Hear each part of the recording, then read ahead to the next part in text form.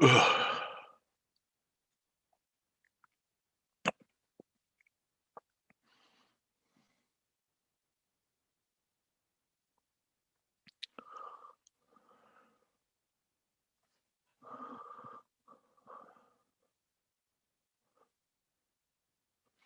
Warriors.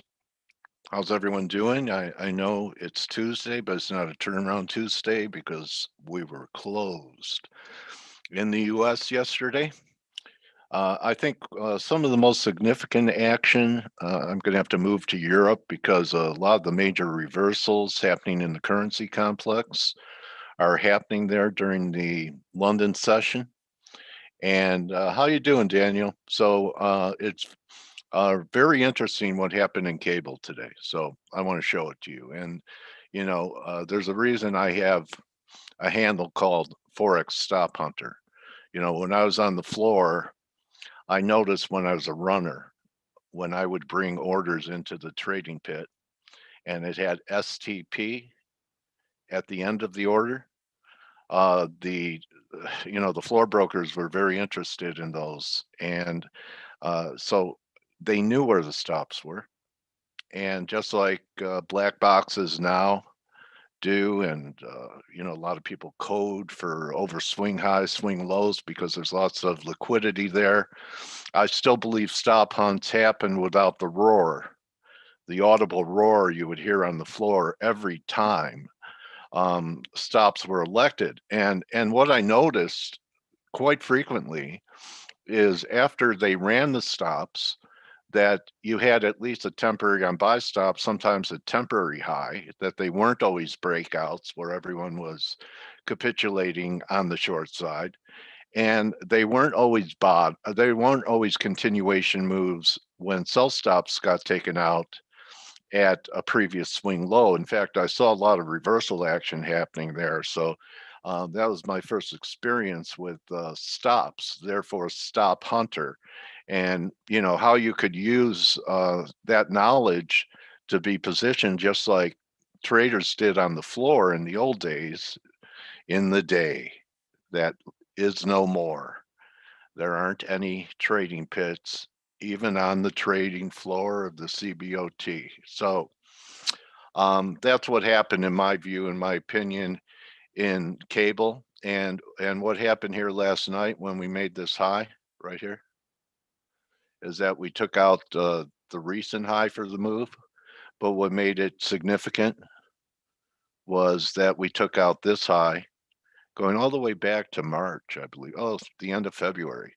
So this high was intact since the end of February. So do you think that buy stops accumulated over all this time frame when people were getting short? They're saying, I'll risk the high, I'll risk the high.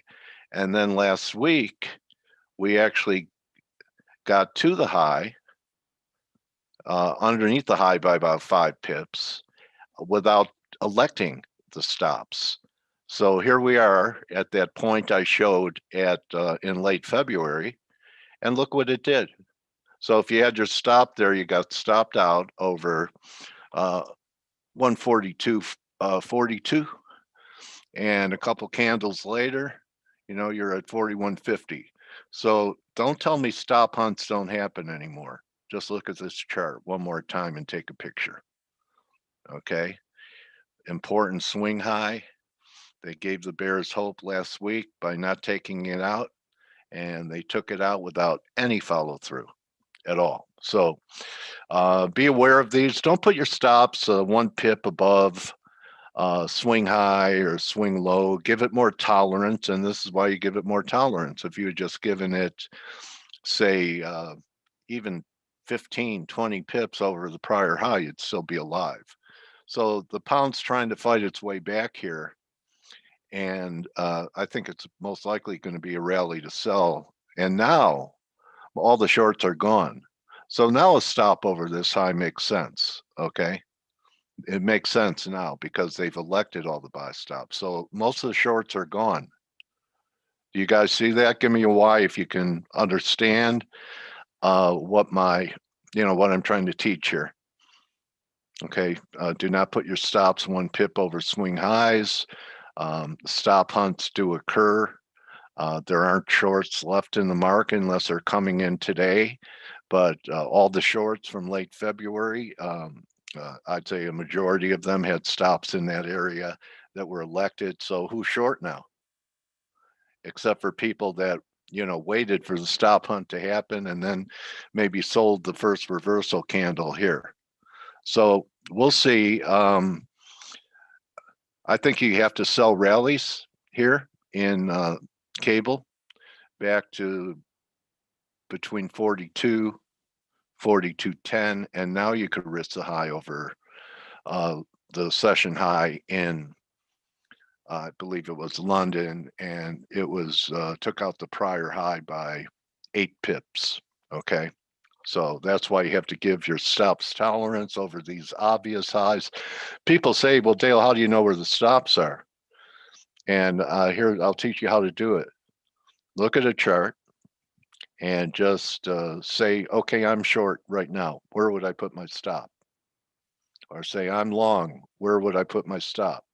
And you know where you're putting your stop is where most people are putting their stop. So now that you know that, at least give it tolerance over those swing highs because you still need to have a stop, but you don't want to get caught in these are just really liquidity events where all the people that are using coding and everything are just using this to probably liquidate their longs into the stops. That's what floor traders used to do. So I'll be looking for a possible rally to sell. I'm a little underwater on some euro shorts. Work last week. Last week I was there near the high at 22.65, and again off numbers. Okay, so I did suggest covering down here, and the reason for covering last week was the weekly off number, and so you'll pay attention to them now. So last week, the off number was 21.45. And on Friday, we took out the off number by 12 pips, 12, 13 pips, but closed above it, right? So we really never got a weekly 2-week reversal here. So, I'm probing the short side. It's a little over 61.8 back here. And it's my view that there still could be one more shoe to drop in the dollar for a correction that would take out this low, and that we'll see it under the 121 handle. Of course, I'm wrong with tolerance over these swing highs. Okay, so that's my view in euro. Obviously, there's been a little shift. There's been a little shift with the recent pop that we had here on that we had here on this little pop here in EG. So let me just take care of this.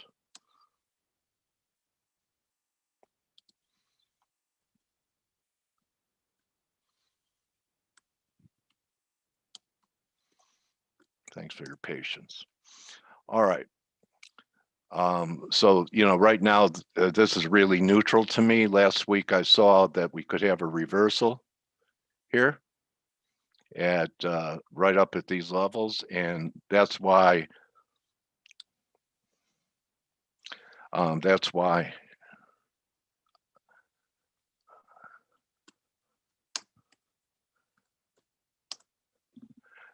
we had the euro was the preferred short. Now it's a bit more neutral here. Okay, so still looking at the potential of this rolling over. I know where I'm wrong. Japanese yen, I'm a little surprised it's down today because we have yields up right now, up 4 bips. Okay, and the correlation is higher yields. And this too is another coin toss that we have here at 162.5 bips right now. We tried to pull back from resistance, but perhaps we're going to get this push, one more push above this 175. It's a coin toss to me. But, as technicians, you have to go with the trend. The trend is up. all you have is sideways consolidation. So gun to head, I'd say higher yields are coming, and the market could probably handle it because you have an explosive day to the upside in the S&Ps, where we're not that far away from new all-time highs. We're about 19 handles away. So this is something that I thought could happen at month's end, and then it got stretched out. And I'm thinking that the market has this month to make hay. We'll see if that happens. Maybe into triple witch or quadruple witch that we have towards the end of that we have towards the end of the month. So we'll see how this plays out. The off numbers in S&Ps this week is way down here at 4161. So it would take one heck of a break to turn it lower. What's also supporting the market is higher energy prices. So we finally took out this high right here. Okay. There is a little momentum divergence, but I'm glad I got taken out at 6.5, and I'm not so short. So it's okay to be wrong. It's not okay to stay wrong. Okay. So anyway, crude looks good. We're not confirming the high on the daily. Let's take a look at some smaller time frames. We're confirming here. See this? New high in price, new high in momentum. That's called a confirmed high. That means if you get a pullback and some type of correction, that you need to look to be able to buy a break there, right? You want to be able to buy a break because the market's confirming the high on the 4 and the 2 hour, and even the 15-minute. I'm sure you have, well, a little divergence here on the 15-minute. But the action's pretty good. I'm not ready to try it yet. A lot of people talking mid 70s in crude. That's possible. So I want to cover Aussie, and Aussie's shown some decent relative strength there, but look at where it stalled. We had a pretty nice pop there yesterday, and when you look at Aussie, to me on the daily, still looks like we could have one more flush, clean out stops under Friday's low, which was 77.42. So possibility that we still get a 76 handle here. This was 76.77, so looking for this low to be taken out. And in the euro, same scenario, looking for this low to be taken out, wrong over the high of the move. Now, this is not declaring a dollar bottom. This is just looking for a little A, B, C correction, because then I think you're going to want to position yourself for dollar shorts, Aussie longs, euro longs, cable longs. So you could almost pick anything out there for possible swing trades. And for the last hurrah of this particular leg of the bear market in the dollar, and then I'm expecting a pretty good after maybe 125 to 127. Just take a look at the euro and you'll see why I think that could happen. So I'm looking at this weekly chart, and what do you have? You have 1, you have 2, and 3 is going to come in all the way up around 127. So just looking for a pullback to maybe these magnets here. I call these moving averages magnets. And this still could be a failing rally unless we make new highs. And so I think the dollar has one more shoe to drop before you want to short it again, which brings me to the Dixie pure chart that we had this, and now we had a nice little pullback on Friday that's continuing, but we are putting in a higher low, and think that we could get one more push up maybe towards 90.60 to 91 in the coming days. Looking at gold, and there is a big shift happening in the precious metals today, and it's displayed by the gold silver ratio. So this 6850 level has been very big, and you need a telescope to see it. But you see this low in the gold silver ratio here? That's 68.50, 68.80. We tried to close above it here and started selling off. We tried to close above it here and we're selling off today. And look at the big picture here on the weekly. I know there's some guys that are following me here now. The last we're going into uh, 1 month, 5 weeks or so. And anyone want to guess what I think could happen here with this chart? That it looks incomplete to me. Anyone want to hazard a guess? It's okay to be wrong.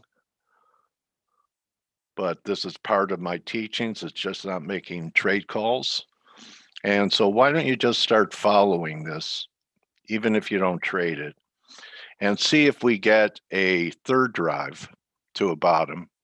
Here's one, here's two, and you don't always get three. Sometimes two's enough, but I usually wait for three. And it looks like it's going to come in underneath the 60 level. So what does that mean? That means what exactly is happening here today. You have silver up 34, 35 cents. I think it's going to probably make a move towards these highs for a potential third drive up here. But you have gold down 165. It's exactly the opposite of the kind of action that we were getting last week, where gold way outperformed. If you were long silver last week, you say, well, why isn't silver participating? And that's because we had this happening. Well, there was a shift moving to the industrial precious metal. And why? How about because of this huge move to the upside in equities? Okay, so silver, the gold silver ratio looks like the trend is back in play where silver is going to outperform the gold. So this brings me to gold, and we almost got there today. So we had, if you see this, we actually do have a third drive. Last week I thought we could get to 1920. We didn't. The high was 1912, but today pretty close to 1920. If you guys were following me last week, I said I thought gold would have some trouble up there. So if you look at this, we did make new highs, but what did the RSI do? It did not confirm. It did not confirm on the 2 hour. The 4 hour, it's even a little cleaner. You have 1, 2, 3. The opposite of what I'm showing you in the gold silver ratio on the weekly, where I'm looking for one more drive for a 3 here.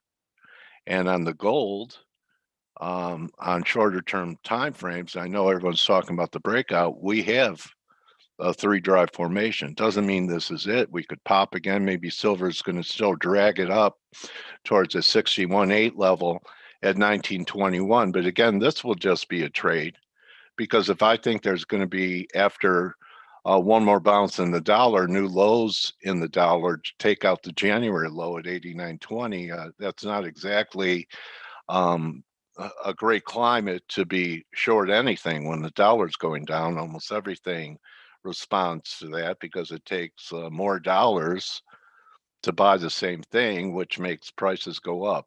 So anyway, this is a potential high. Again, the reversal happened mainly in Europe when I came in, but something to be careful about. And you know what? If you're long gold and you're a little nervous about it not performing, there's nothing wrong. You've had one heck of a run, haven't you? This has been a tremendous run on the daily, right? Very orderly. This was important at 1760, and then the pullback here was very orderly as well, back towards this 1860 breakout line. But why can't we pull back here again? If you're bull in gold, maybe you look, that's a pretty good move back down to 1860, isn't it? So, I may try and take advantage of this pullback here, because I could probably, right now, if I wanted to just launch right here, it's not a tremendous risk. It's about $10, looking to make 40. So that's a possibility here. Yeah. keep an eye on this in the gold. And why don't I want to short silver? Silver may come off, but the gold silver ratio is saying, you know what, Dale? Um, we're failing again up here at 68 and a half. If we close back over 68 and a half, I'll flip again. So I really think an important expression or axiom, one of the most important axioms for me in my career that was career changing because I'm a stubborn guy. And when I have conviction, I'm even more stubborn. And it used to cost me plenty until I read W.D. Gann's statement. And you guys may want to write it down. And it goes like this. You'll hear me talk about it frequently because trading is so much psychology. If you're here for the Jack Schwager interview, we talked a lot about trader psychology. And if you weren't here for it live, you could check it out on our YouTube channel. That was last Wednesday with Jack. But W.D. Gann said, if you don't learn how to change your mind, you won't have any change left. So you could have an opinion today that, and even a position today, that if you get evidence of that there's a change because of price action, you can't be stubborn. You have to go with it. Now, I'm not saying that you look at your 5-minute chart and change your mind every 4 candles, but it's very important to be flexible in this business because it's a one mistake business. I don't know if you guys have experienced it, but I've blown out an account or two in my career from being stubborn. I've made the mistake that if I liked gold at 1960, I have to, if I liked it up here at 1910, I have to like it more at 1860. But I would have been better off getting out at 1910 and recommitting at 1860, or even though my bias and I'm a gold bull, be open to the fact that there are counter trend trades. And if I'm long term, a lot of physical, at least hedging opportunities to de-risk my core positions. So really take that to heart.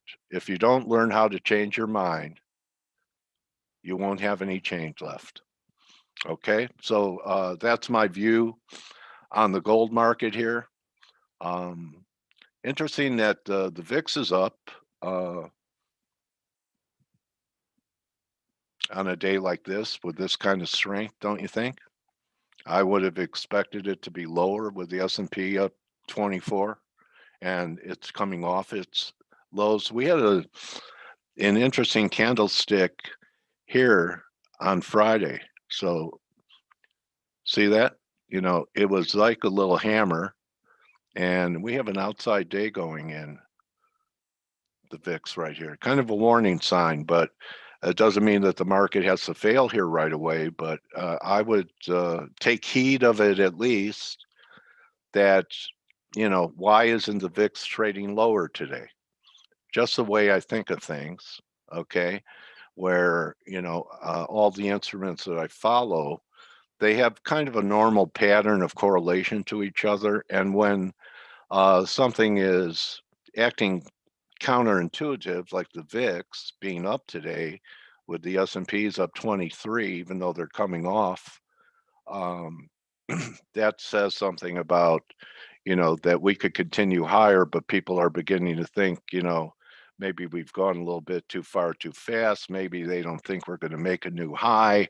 I actually think there's a chance I've been talking the last 4 weeks about the potential for 4,300 or higher. Last week, we identified a very important level that if it was important last week in the S&Ps, it's going to be important this week too.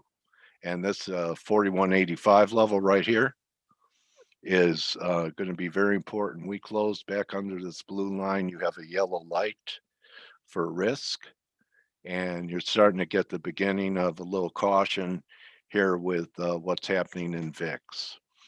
I know we have a real smart, insightful audience, and a friend of mine who writes a letter macro tides, was talking about the inverse relationship between Bitcoin and gold. I have no idea.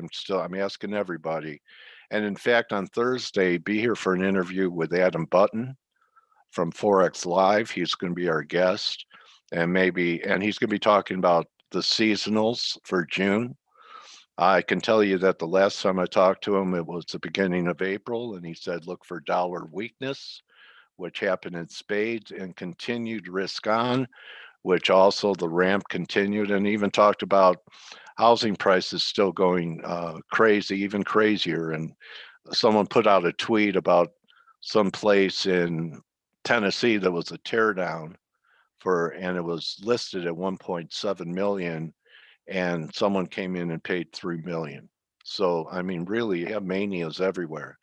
But he noticed an inverse relationship. When gold is strong, Bitcoin is weak. When Bitcoin is strong, gold is weak. And Bitcoin is trying to come back here. And gold, as we were speaking, is starting to fail and come off.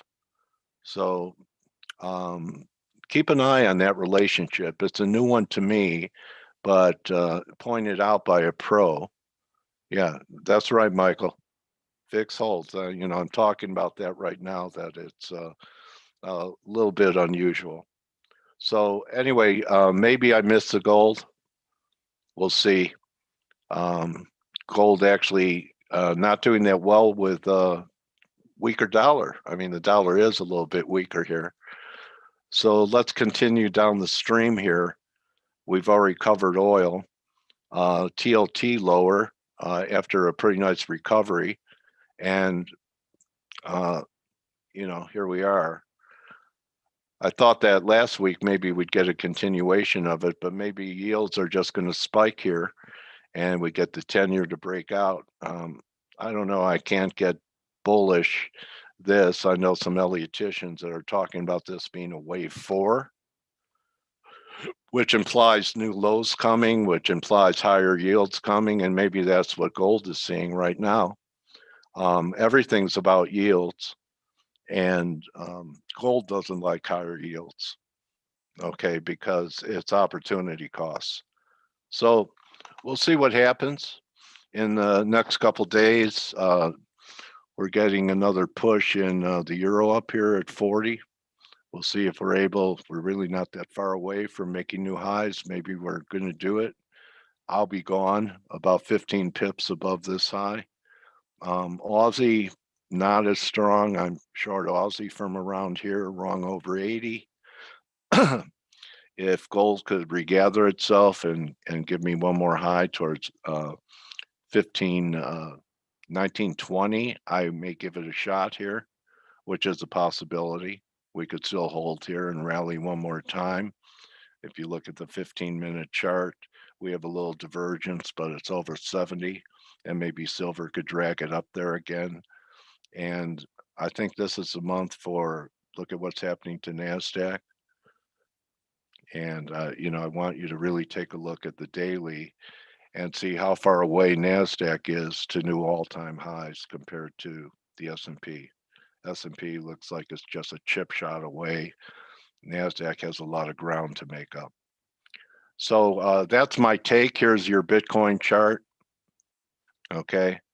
So if we're going to get, a breakdown in Bitcoin, and last week, from up here, I saw the 3 drive from the black line. I said, look out. And the target was 36. It overshot it, got to 30 grand. A lot of people bearish now Bitcoin.